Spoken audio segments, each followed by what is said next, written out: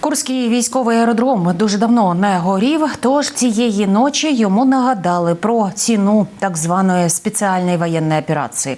І знову атакували литовище ударними дронами. Джерела в СБУ кажуть про влучання одразу у 4 бойових літаки, а ще у системи протиповітряної оборони росіян.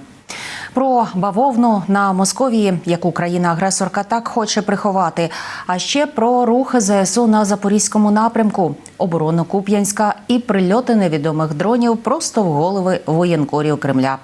Події 550-го дня Великої війни з Росією у матеріалі Олексія Пасака. Різанина на російських аеродромах не закінчиться ніколи. Вночі контррозвідка СБУ атакувала військове литовище у Курську. Саме те, яке так гарно горіло наприкінці минулого року, після прильоту невідомих безпілотників. Цього ж разу місто прокинулося під хаотичну стрілянину та святковий салют. Ох, ніхуя! Я эту Україну рот ебал! Але вийшло усе навпаки. Українські дрони-камікадзе поцілили 4 винищувачі Су-30 та ще один Міг-29. Також під нічним ударом радари до системи ППО С-300 та 2 зенітно-ракетних панциря. Про це повідомляють усі провідні українські інформагенції з посиланням на власні джерела у Службі безпеки. В СБУ наголошують, хвиля дронів досягла усіх цілей, а росіяни змогли збити лише 3 безпілотники. Місцеві почули щонайменше 13 потужних вибухів.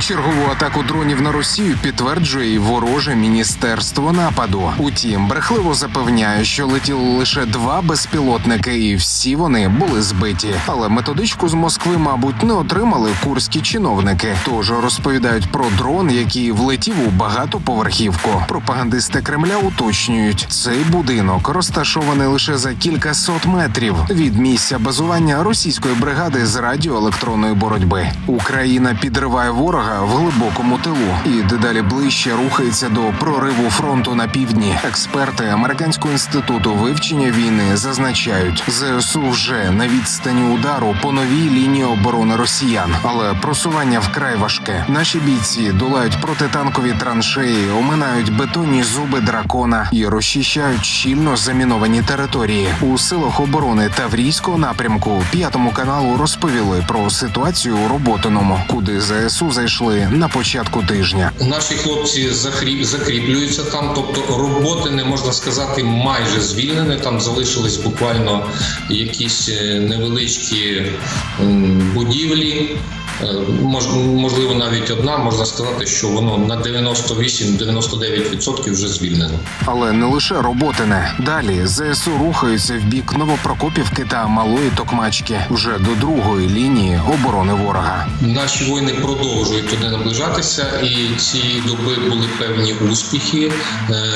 На деяких ділянках ми просунулися десь близько до кілометра, тому успіхи є. Ворог дуже багато намінував, і наші сапери продовжують роботу, але це дуже важко і дуже потихеньку йде. Гаряче не лише на півдні. Видання New York Times зазначає, українці зміцнюють оборону на Лимано-Куп'янському напрямку. І це попри поради Пентагону посилювати лише Південний фронт. Але українські командувачі бачать ворога на землі, а не зі зведень у кабінетах Вашингтону. І як повідомляють у східному угрупованні військ ЗСУ, нині ворог тримає на цьому напрямку понад 100 000 окупантів. План російського міннападу незмінний. Немає якості, намагається протиснути кількістю. Просто кількістю завалювати наші позиції, а також створювати так звані вогняні вали, коли вони, наприклад, як пишуть ще радянські підручники із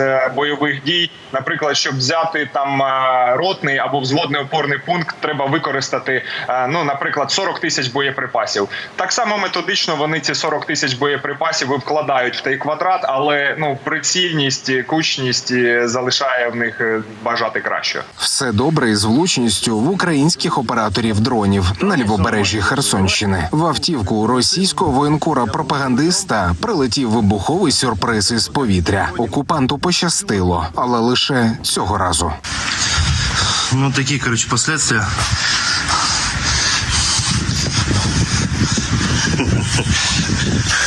Это все по мне летело.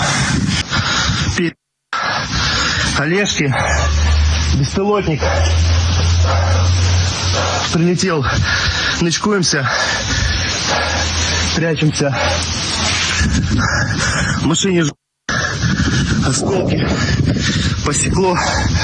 Вроде бы более-менее целый. В машине как-то трэш. Уходим. Олексій Пасак, 5 канал. Продолжаются обстрелы. Вечірні зведення Генерального штабу: росіяни намагаються наступати на Лиманському, Бахмутському та Мар'їнському напрямках, проте всі намагання марні. Українські армійці відбивають атаки. Загалом протягом доби відбулося понад 20 бойових зіткнень. Сили оборони України продовжують наступ на Мелітопольському напрямку, закріплюються на досягнутих рубежах. За цей день українські захисники завдали 10 ударів по районах зосередження особового складу ворога. Поменшало в окупантів і техніки.